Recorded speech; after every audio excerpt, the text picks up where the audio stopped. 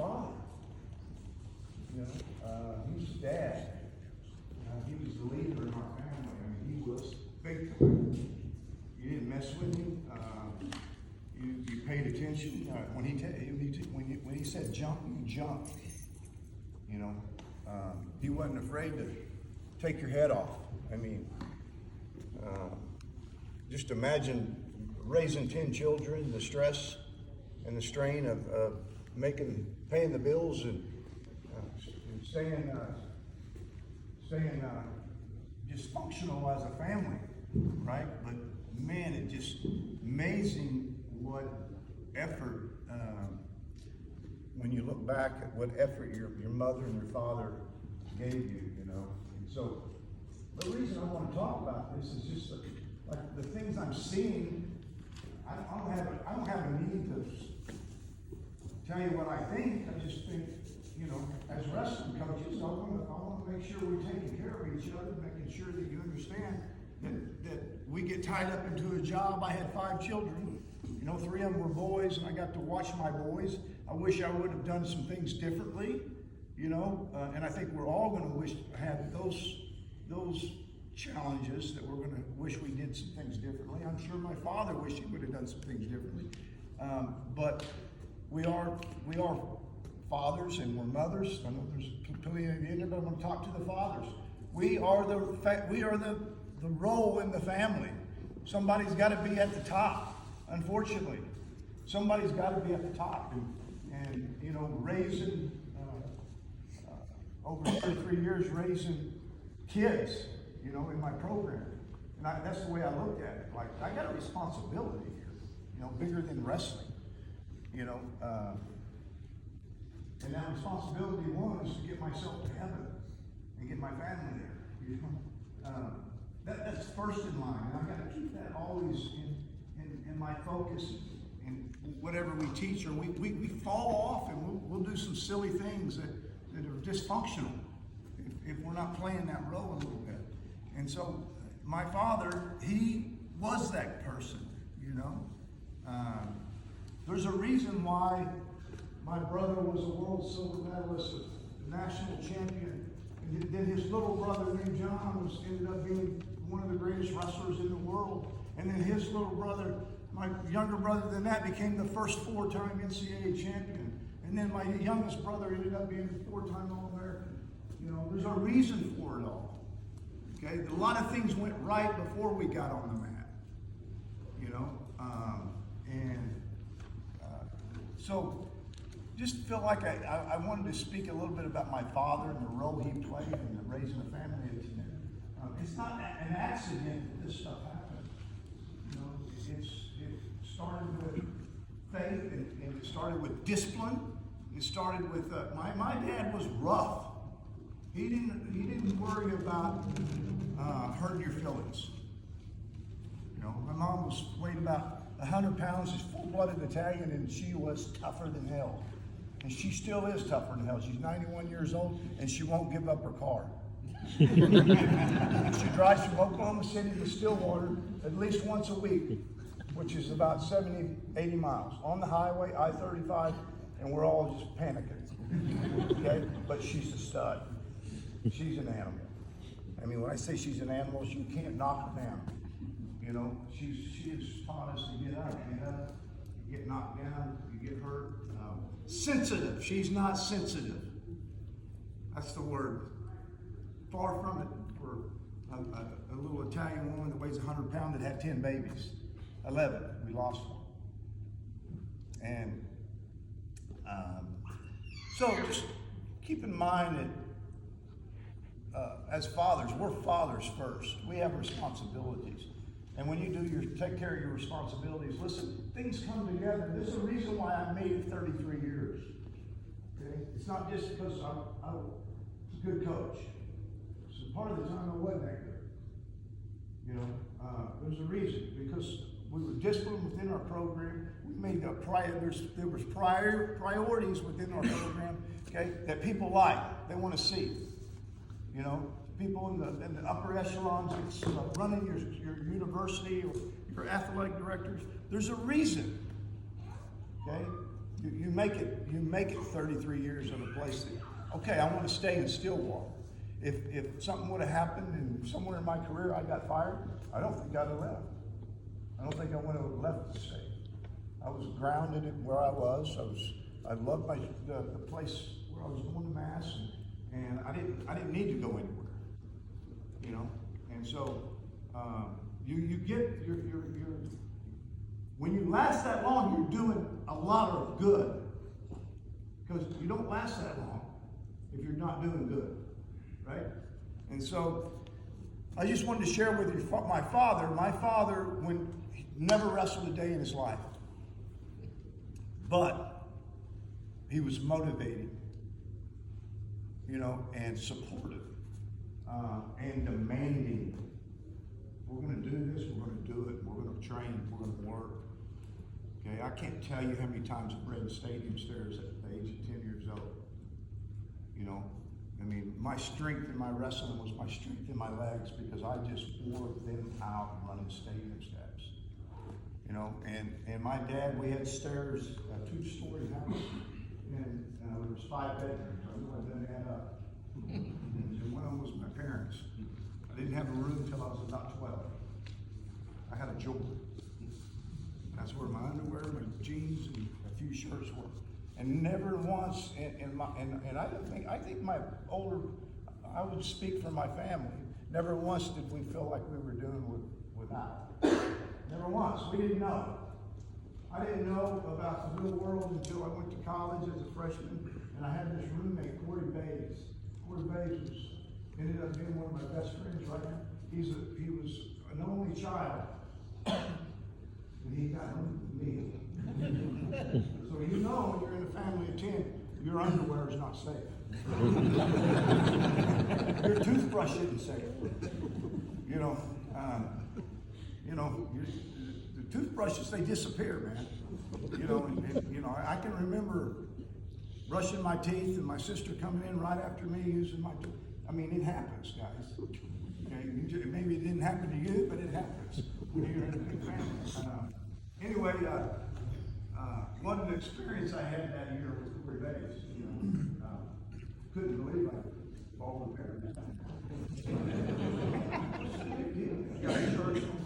You know, he's like, you gotta stop this. I said, that ain't happening. I don't have enough of it. Anyway, we have a good time talking about it, but just finish up with what role do you play if you guys have a child that's a young lady or a young man that's wanting to get into wrestling? What role does the parent have? It's everything. You are going to make the difference, right? A coach can't make it. When you become a parent, you got to recognize that you have to be a little bit responsible with developing the toughness that it takes to get on this mat and wrestle. It's not easy, right?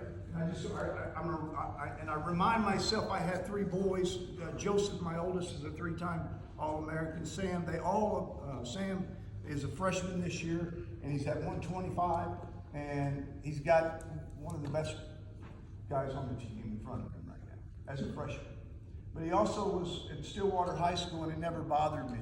Stillwater High School as a sophomore, he had the #1 ranked kid in the nation at his weight, and he was on B team, what I call B team. You know, we didn't get up and transfer. We didn't leave. You know, hey, stay there, play your role. You know, that role's important, because I know I've watched hundreds and hundreds of my children, or hundreds and hundreds of my athletes play that role, not making the team. And they are my very best donors I've got. Is the guys that were, and they thank me all the time for not letting them quit. Remember that. You know, now I'm not making the team, I'm not wrestling, we're leaving. No, play that role. I want my children to play that role. I never had to play it. And I think I'm missing something. I think I was missing something in my life for 20 years or so. I think I've got it now, but I think I'm missing something. You know, giving. You know, you got to give when you're B team. You got to give, and you got to give, and you got to give. And remember that role and playing that role is powerful. What they're learning, it's humbling, and these kids don't get humbled enough at 16, 17, 18 years old. They're not humble enough. We're putting them up here all the time. You know, and sometimes we make mistakes as coaches and put them up here. Listen, you're playing a role, and your role is not, your biggest role is not being a wrestler. Your biggest role is playing a role of a mentor that's going to help these kids move through life. Right? It's not worth it. It's not worth just a medal.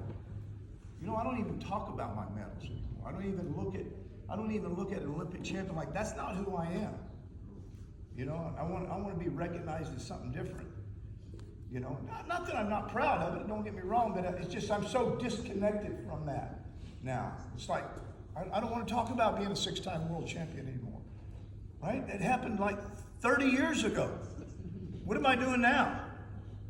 You know, I don't want to live on that. I don't want to be, that's not what I'm doing today. I'm not training myself. I'm training others.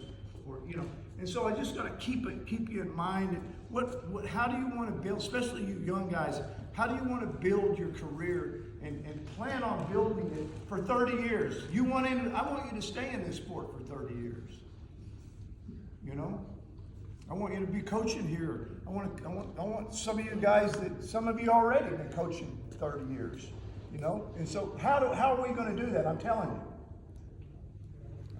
the wins will come when you do the other things right.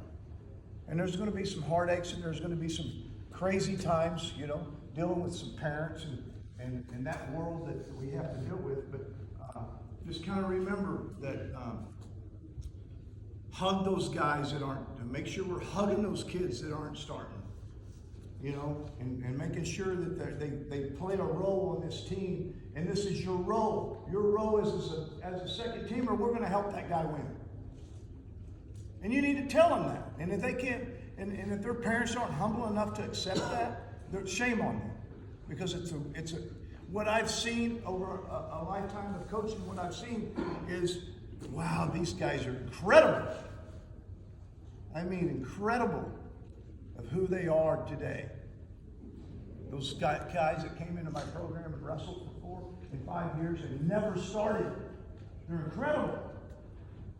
Balance, families doing well, just overall got their shit together. You know, and we got to just remember that. You know, how are we treating those people? How are we handling those kids? You know, they're not going to be able to do that without you. And I learned that early on in my career. It all came together, man. I was thinking about, you know, sometime, I don't know, 20 years ago, I'm thinking about all the guys that came into that room to help me become the greatest. One of the greatest wrestlers that wrestled. And never asked for anything.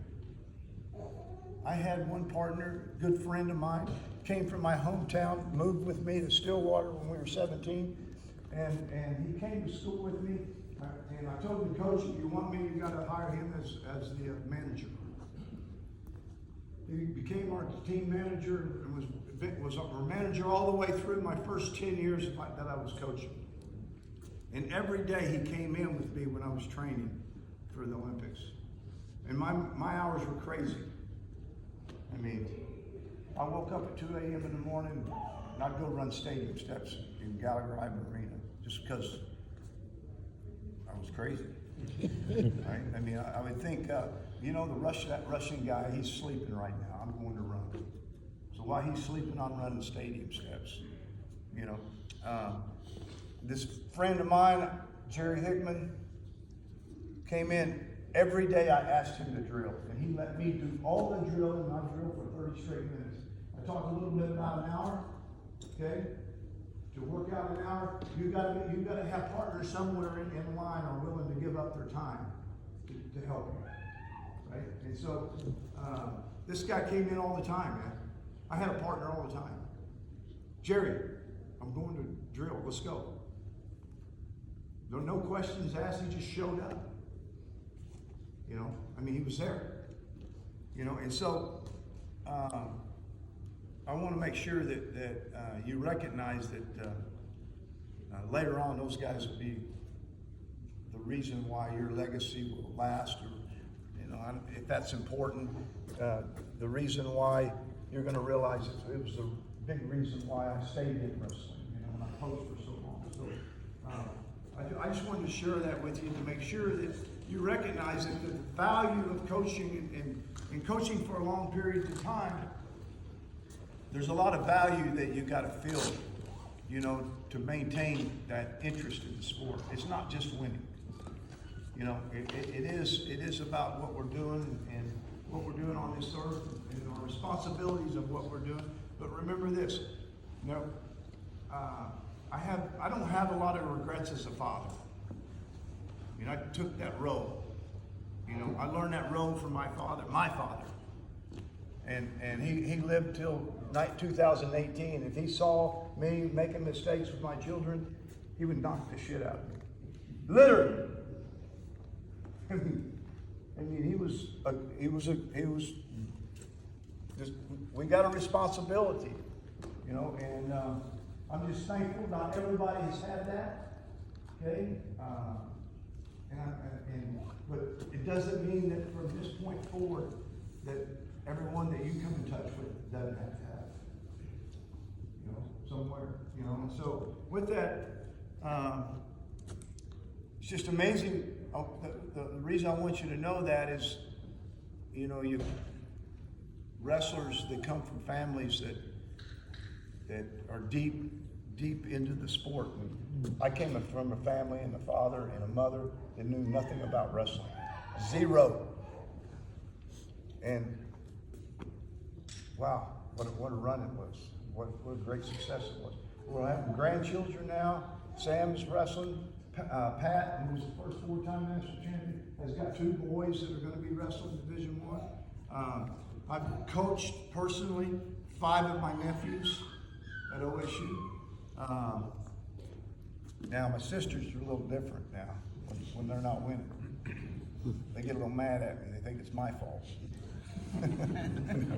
It's all good. So anyway, I just wanted to share that. I wanted you to remind you that your father first, your coach second. Play that role. Be a father. Okay? Be a husband. Take that responsibility. I think why I brought this up is the 5 months I've been sitting around watching TV from about 6:30 to 9. It's like, holy cow. I haven't missed anything.